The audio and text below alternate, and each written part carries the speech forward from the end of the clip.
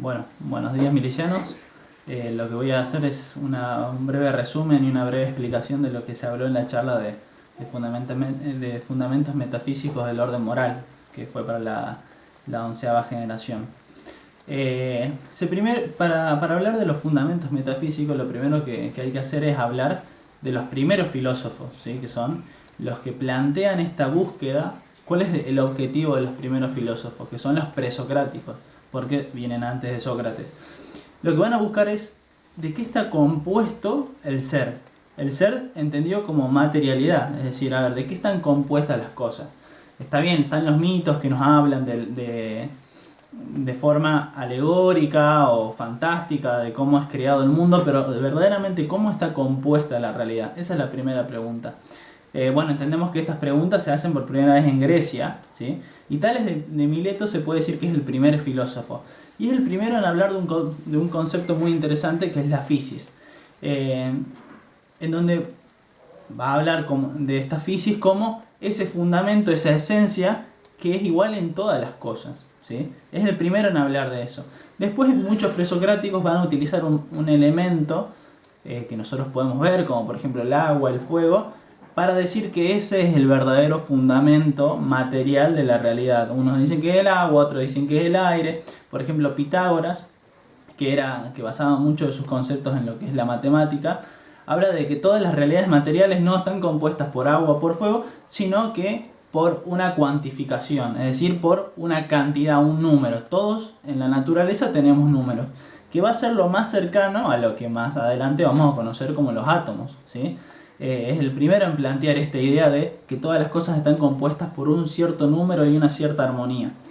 Después, por ejemplo, Parménides y Heráclito hablan de que todas las cosas tienen un ser, bastante acertado para la época, pero en lo que van a diferenciarse Parménides y Heráclito es en el tema del movimiento. Para Parménides, toda la creación, creación no van a hablar de ellos de creación, todo lo que existe no tiene movimiento, que todo movimiento es simplemente una mera ilusión, ¿sí?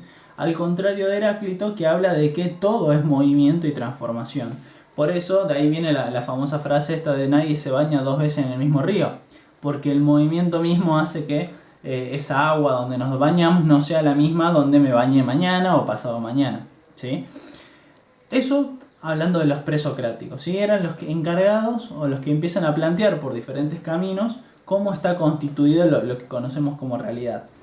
Vamos a saltearnos a Sócrates porque Sócrates en lo que más se enfocó es en el tema moral, ¿sí? Acá estamos hablando de fundamentos metafísicos, no de la moral.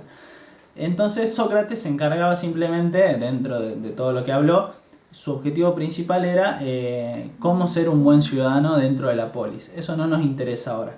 Entonces nos vamos a saltear directamente a lo que es Platón y Sócrates, ¿sí? ¿Qué es lo que plantea Platón? Lo innovador que plantea Platón, esta idea de los dos mundos, ¿sí? Del mundo de las ideas y el mundo sensible. ¿Cuál es la diferencia? Nosotros conocemos el mundo de las ideas, sí, hemos estado en algún momento en este mundo de las ideas, que es este mundo inteligible, perfecto, armonioso, en donde nada cambia, en donde todo permanece, pero en algún momento de nuestra existencia, no de nuestra vida, de nuestra existencia, vamos a este mundo de las cosas materiales, ¿sí? El mundo sensible, en donde todo perece, todo cambia, donde todo está ligado al error, ¿sí? Entonces, ¿cuál es la manera en la cual nosotros podemos conocer esto? ¿Por medio del conocimiento sensible? No, porque lo que tenemos del mundo sensible son estas cosas que cambian, que permanentemente están predispuestas a morir. En cambio, lo que hay que conocer son aquellas cosas que son perfectas, armoniosas, que nunca cambian, etc., que se encuentran en el mundo de las ideas. Por eso, ahí viene lo que es el mito del famoso mito de la caverna, que es, nosotros hemos conocido una realidad, ¿sí? Hasta que alguien se digna a poner en jaque esa realidad, a dudar de eso, y decide ir a buscar un conocimiento diferente. Cuando se encuentra con el conocimiento, sale de la caverna, y se encuentra con el conocimiento real, ¿sí? Cuando vuelve a relatarle a sus compañeros que lo que ellos están viendo en esa pared no es la realidad, sino que es una simple ilusión, simples sombras, no le creen, lo tratan de loco, ¿sí? porque para ellos esa realidad, esas sombras, es la realidad misma, ¿sí? Este hombre que se va afuera y ve más allá de lo que está predispuesto a ver, es el filósofo, ¿sí? El que pone en jaque y en duda este conocimiento sensible que no nos da conocimientos certeros, ¿sí? Eso por el lado de... y la filosofía es la que va a quitar estas ataduras a la carne, ¿sí? Hay que entender que para Platón el cuerpo es una cárcel, ¿sí? Entonces hay algo muy maniqueo, ¿sí? Maniqueo es decir, todo es o blanco o negro en Platón. ¿Por qué? Porque todo lo bueno va a venir del espíritu, de este mundo de las ideas, y todo lo que es malo va a provenir de este mundo sensible y en este caso de yo como persona, de mi cuerpo, ¿sí? Por eso los sentidos no tienen ninguna importancia, solamente nos engañan, ¿sí? Aristóteles, si bien era discípulo de Platón, difiere bastante en casi todos los pensamientos. Lo primero que hace Aristóteles es responder a esta dicotomía. ¿Se acuerdan que veíamos entre Parménides y Heráclito sobre el cambio o no cambio de las cosas? Y Aristóteles va a decir, esto es todo acto y potencia, ¿sí? Vamos a dar acá el ejemplo de una semilla. Una semilla es acto, es actualidad de ser semilla, ¿sí? Con sus características propias. En cambio, es potencia de ser un arbusto, de luego ser un árbol y luego ser leña, ¿sí? Por ejemplo. Entonces, es acto de su actualidad, pero es potencia de todo lo que puede llegar a venir. Todos los seres están compuestos o están en un momento de acto y potencia al mismo tiempo, ¿sí?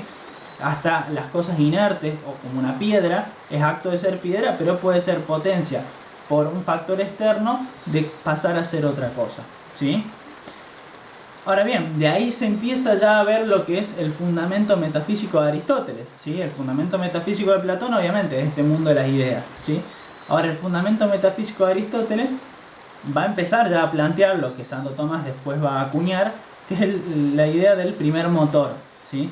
Que es esta cosa, todos somos por medio de algo más, de ser potencia de algo más, ¿sí? Es decir, yo por medio de mi padre en este caso he venido a la vida, ¿sí? Y puedo llegar a hacer más cosas, pero tiene que haber algo que no sea producido por nadie, generado por nadie, movido por alguien y que sí mueva todas las cosas de la realidad, ¿sí?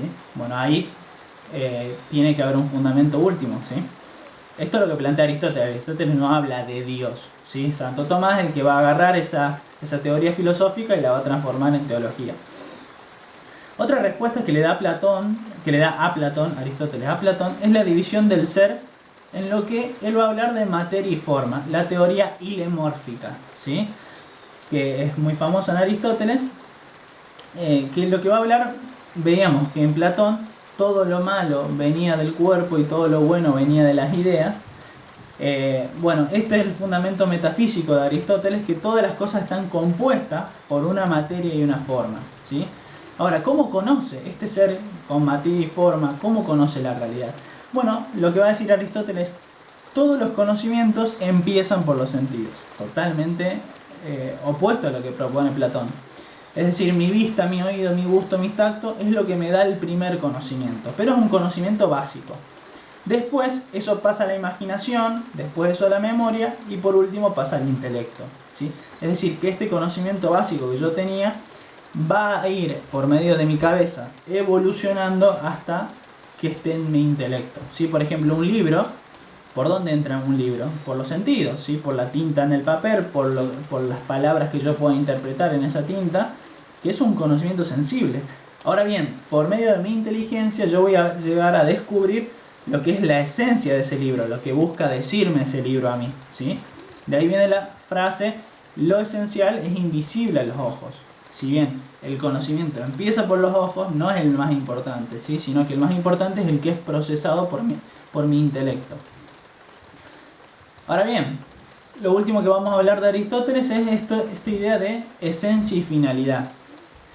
¿Cuál es la esencia de algo? ¿Qué es lo que es esencial a algo y lo caracteriza por sí mismo? Bueno, es lo que contribuye a su finalidad, ¿sí? Es decir, un bien para esa esencia es lo que contribuye a esa finalidad, ¿sí? Es decir, para que se entienda, vamos con un ejemplo. En el caso de un cuchillo, ¿sí? ¿Cuál es la esencia de un cuchillo? que sea algo de metal y que sea filoso, que produzca un corte en lo que a mí me interesa que produzca, ¿sí? ¿Para qué sirve un cuchillo? Bueno, para cortar, para un uso del hombre, para cortar algo. Ahora bien, ¿qué sería un bien para ese cuchillo? Por ejemplo, en el caso de estar desafilado, un bien sería que yo me dedique a afilarlo, ¿sí? ¿Por qué? Porque estoy ayudando a que esa cosa, ¿sí?, cumpla con su propósito, ¿sí?, cumpla con su esencia, que es la de yo le di vida, por así decirlo, yo le di una creación a este cuchillo para que pueda cortar. Su finalidad es esa, ¿sí? Si está desafilado, ¿está cumpliendo su finalidad? No. Un bien sería que yo lo pueda afilar para que cumpla esa finalidad a la cual ha sido creado, ¿sí? Un ejemplo burdo, pero se entiende. Ahora bien, está bien, hablamos del cuchillo, algo bastante sencillo. Ahora, ¿qué es el hombre? ¿Cuál es su esencia? ¿Cuál es su finalidad? Acá se complica un poco más la cosa. ¿Qué es el hombre? Es una unidad sustancial de cuerpo y alma. 1000 veces escuchado. Esta realidad de unión se ve consumada en la concepción, ¿sí? Es el momento en el cual el óvulo se junta con el esperma. Ahí es el momento de nuestra concepción. La muerte es lo único que separa esta unión. Pero eso no quiere decir que se separa eternamente. Nosotros entendemos ya este tema de la resurrección de los cuerpos. No solamente la trascendencia del alma, sino la resurrección del cuerpo. El hombre es, ilemórficamente hablando, como decía Aristóteles, es cuerpo y alma, ¿sí? No es que el alma es lo importante y el cuerpo no tiene ninguna importancia, sino que las dos cosas son importantes. Por eso, la felicidad máxima se la va a encontrar en esta unión de la sustancia, ¿sí?, esta unidad sustancial en la eternidad. ¿Cuál es el bien del hombre? Bueno, ya dije algo.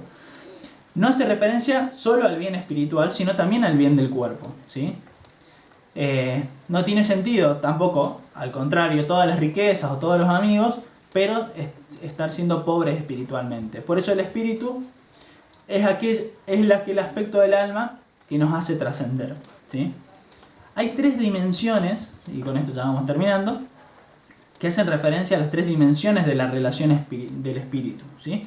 Por un lado tengo la relación con el mundo de la cultura, es decir, donde imprime el hombre su sello en la naturaleza. Entendemos que la cultura es la naturaleza afectada por el hombre. Bueno, una relación del espíritu con algo es en este caso con la cultura. Después tenemos la relación del espíritu con la sociedad, es decir, con sus pares, de una forma horizontal. Y la tercera relación es la que tenemos con Dios, de manera vertical, ¿sí? La felicidad la encontramos en una realidad infinita, o sea, en Dios. Acá podemos alcanzar una símil felicidad, pero la felicidad plena, entendida en todas sus formas, no la vamos a adquirir acá, ¿sí? Bueno, esto ya lo dije. El elemento objetivo para saber si algo es bueno o malo, ¿qué quiere decir bueno o malo? Si contribuye a mi felicidad o no, ¿sí? Es la conciencia moral. La conciencia moral es la que me va a dictar, es de la que me puedo fiar para ver si algo que yo hago está contribuyendo o no a esa felicidad, a ese bien que va a ser mi felicidad, ¿sí? Por último, lo que podemos decir como cita es: la felicidad es subjetiva en el sentir, pero es objetiva en la felicidad plena, donde mis potencias no son necesarias de expresar y transformar porque ya están saciadas y en plenitud.